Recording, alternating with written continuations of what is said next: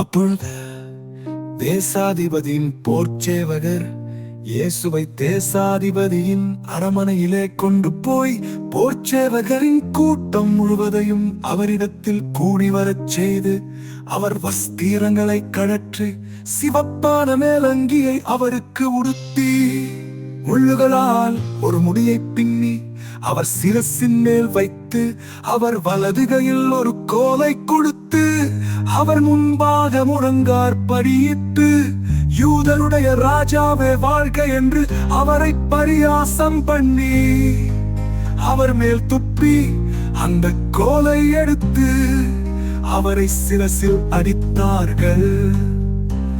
அவரை பரியாசம் பண்ணின பின்பு அவருக்கு உடுத்தின மேலங்கியை கடற்றி அவருடைய வஸ்திரங்களை அவருக்கு உடுத்தி அவரை சிலுவையில் அறையும்படி கொண்டு போனார்கள்.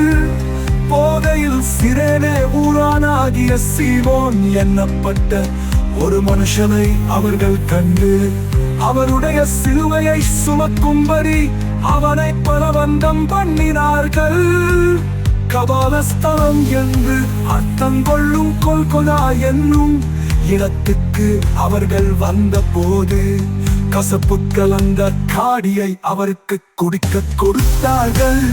அவர் அதை ருசி பார்த்து குடிக்க மனதில்லாதிருந்தார். அவரை சிலுவையில் அறைந்த பின்பு அவர்கள் சீட்டு போட்டு அவருடைய வஸ்திரங்களை பங்கிட்டுக் கொண்டார்கள்.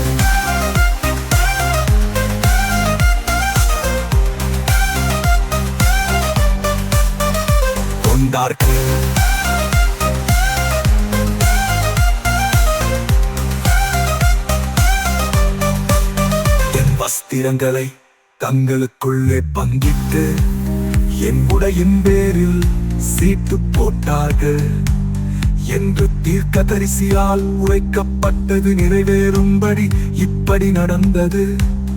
அவர்கள் அங்கே உட்கார்ந்து அவரை காவல் காத்துக் கொண்டிருந்தார்கள்.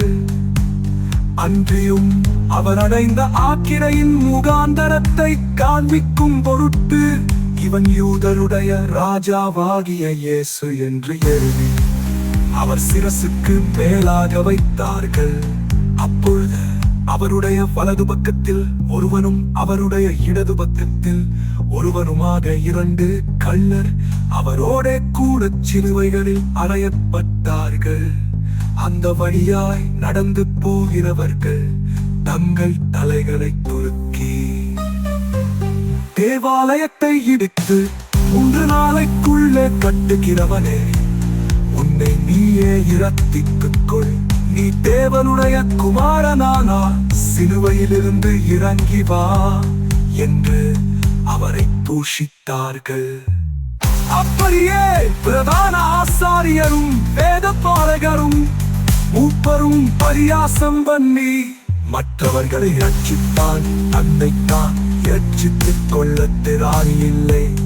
இவன் இஸ்ரவேலின் ராஜாவானா, இப்பொழுது சிலுவையிலிருந்து இறங்கி வரட்டும், அப்பொழுது இவனை விசுவாசிப்போம்.